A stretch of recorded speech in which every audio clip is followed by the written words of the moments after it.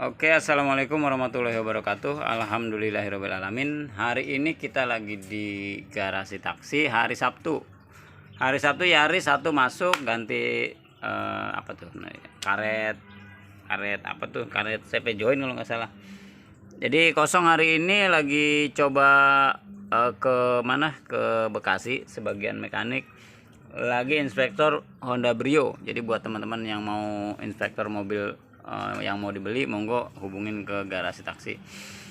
Oke teman-teman, hari ini kita mau coba sharing ke teman-teman tentang perihal pendinginan. Jadi banyak banget yang masuk ke sini mobilnya itu ngalamin overheat. Jadi sebenarnya overheat itu kenapa sih bisa terjadi overheat? Nah ya, jadi kita bahas yang memang utamanya ya. Utama penyebab overheat itu pasti yang pertama itu pasti bocor. Pasti rata-rata bocor. Nah rata-rata bocor, terus kemudian ada beberapa fungsi dari komponen pengairannya bermasalah.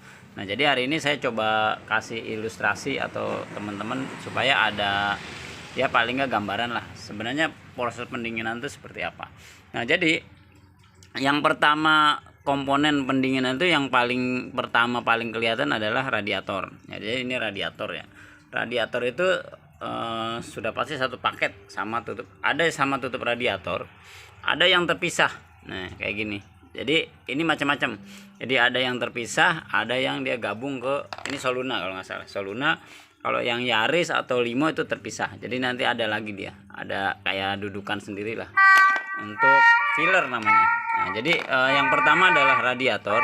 Ini fungsinya untuk apa? Untuk mendinginkan air coolant atau air yang dari mesin nanti supaya bersirkulasi lagi ke mesin. Jadi supaya dapat suhu idealnya.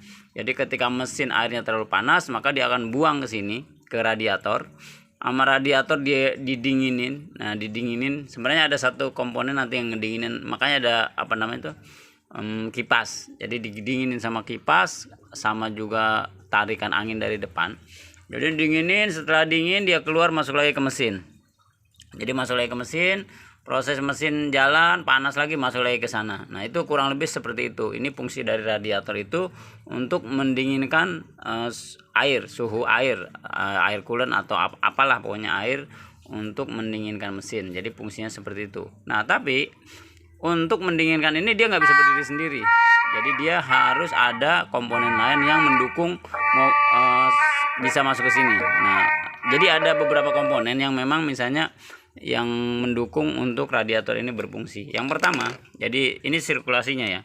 Yang pertama apa nih? Apa dulu nih? Yang pertama adalah ini water pump. Nah, kita asumsikan water pump. Jadi ini namanya water pump. Jadi kalau teman-teman nanti ada kejadian overheat, bisa jadi ini salah satu masalahnya ada di water pump. Kenapa? Rata-rata water pump ini rusaknya dia antara ngorok, jadi putarannya nggak sesuai, atau dia keropos. Rata-rata seperti itu. Jadi kalau ngorok kan nggak enak, kadang-kadang nggak overheat tapi ngorok. Nah, atau di daerah sini bocor, itu juga bisa. Dari area water pump, jadi dari spare part water pump ini bisa jadi rusak. Rata-rata tuh di sininya misalnya greges atau dia bunyi ngorok. Jadi di sini. Jadi kalau ngorok itu bisa jadi putarannya udah nggak sesuai. Jadi misalnya harusnya putarannya sekian, nah jadi putarannya nggak sekian. Nah otomatis perputaran air di sini dia nggak sesuai dengan kebutuhan dingin yang masuk ke mesin. Jadi ini water pump. Satu nih water pump. Terus komponen lain yang mendukung radiator bisa dingin adalah namanya termostat. Dia termostat. Fungsinya apa? Jadi termostat ini adalah apa yang namanya? Temperatur apa namanya? Jadi dia itu sensor temperatur. Nah, sensor temperatur yang mengendalikan air itu lari ke radiator tuh kapan. Jadi biasanya itu di sekitar 90 sampai 95 dia akan bekerja. Jadi ketika mesin itu suhunya misalnya di bawah 90, dia nggak akan bekerja, dia akan nutup. Nah, kenapa? Karena suhu mesin ideal dia harus dapat di 90, di 80, 90. Nah, ketika mesin udah terlalu panas, maka dia akan apa nih? Akan nguncup kalau bahasa gampangnya tuh.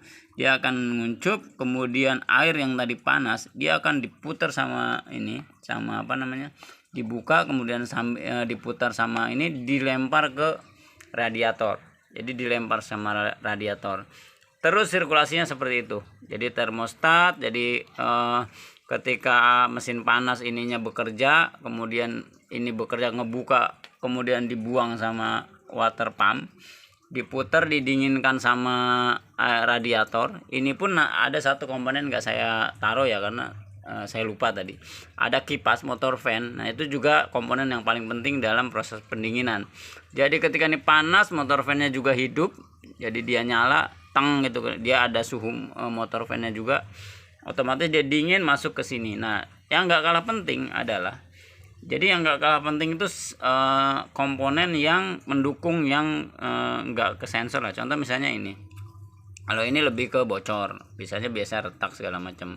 Ini juga penyebab utama mobil bisa overheat. Tapi kalau ini lebih ke bocor aja sih. Terus ada lagi ini water inlet. Nah, jadi ada water outlet, ada water inlet. Jadi prosesnya itu masuk ke atas ke sini, habis itu dia turun ke bawah, panas, dingin. Kemudian udah dingin dia masuk lagi ke mesin, terus berputar seperti itu. Nah, jadi buat teman-teman yang nanti mobilnya ngalamin overheat, nah teman-teman bisa cek komponen ini. Komponen water pumpnya bisa dicek, komponen termostatnya juga bisa dicek. Ini bisa direbus. Kalau dia direbus di suhu 95 ke atas dia nguncup, berarti dia normal kalau caranya. Nah, kalau ini kan lihat rembes apa enggaknya lagi. Nah, ini juga sama. Nah, untuk ciri-ciri ini rusak, ini khusus untuk Yaris ya. Untuk bukan rusak, mau rusak. Jadi ini warnanya biasanya sudah abu-abu. Jadi dia udah regas atau udah udah lapuk lah. Nah, kalau teman-teman ngelihat ini segitiga atau filler ini udah warnanya kecoklatan, teman-teman cepat-cepat ganti daripada nanti di jalan karena suhunya panas jebol. Nah, itu komponen yang teman-teman mesti tahu dalam proses pendinginan radiator. Paling nggak teman-teman ketika ngalamin mobil overheat, teman-teman bisa cek jalurnya, jalur selangnya, jalur fillernya, termostatnya, terus termostat, water pump. Kurang lebih seperti itu. Mudah-mudahan bermanfaat. Wassalamualaikum warahmatullahi wabarakatuh.